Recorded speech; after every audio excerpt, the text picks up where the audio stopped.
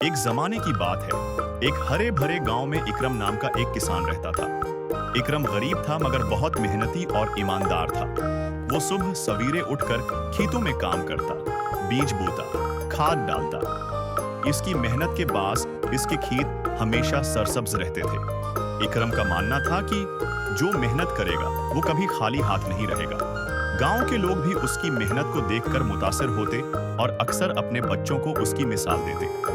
इसी गांव में रशीद नाम का एक ताजिर भी रहता था। रशीद अनाज, सब्जियां और फल खरीदकर शहर में बेचता था, मगर वो किसानों को हमेशा कम पैसों में खरीदारी करता और अपना मुनाफा ज्यादा रखता। वो लालची और खुदगर्ज था। जब रशीद ने देखा कि इकरम के खेतों में फसल सबसे अच्छी होती है तो उसने सोचा, अगर मैं इकरम की सारी फसल सस्ते दामों खरीद लूं तो मेरा बहुत फायदा होगा।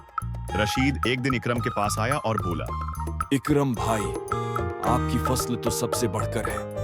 मैं चाहता हूं कि आपकी सारी फसल सिर्फ मैं ही खरीदूं।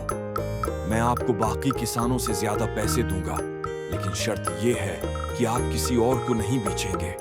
इकरम ने जवाब दिया, रशीद भाई, मैं मेहनत करता हूं ताकि गांव के हर आदमी को अनाज मुनासिब कीमत पर मिले। मैं सिर्फ ज्यादा पैसों के लालच में अपना वादा तोड़ नहीं सकता। मेरी फसल सबके लिए है, न कि सिर्फ एक के लिए। रशीद को ये बात बुरी लगी। उसने दिल में फैसला किया कि वो इकरम को नुकसान पहुंचाएगा। रशीद ने दूसरे किसानों को बहकाया और कहा, इकरम तुम्हें धोखा दे रहा है। वो शहर में जाकर तुम सबकी मेहनत के दाम कम करवा देगा। बेहतर है कि उसकी फसल को नुकसान पहुंचाया जाए ताकि वो कभी अमीर न बन सके। किसानों ने कहा, इकरम हमेशा सच बोलता है और सबके साथ इंसाफ करता है। हम उसके खिलाफ कभी नहीं जाएंगे।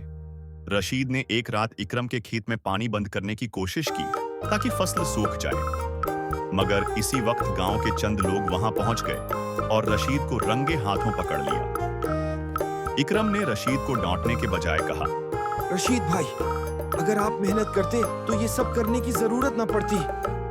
याद रखें, लालच इंसान को अंधा कर देता है और मेहनत इंसान को इज्जत देता है। रशीद शर्मिंदा हो गया। उसने सबके सामने माफी मांगी और वादा किया कि आइंदा सब किसानों के साथ इंसाफ करेगा।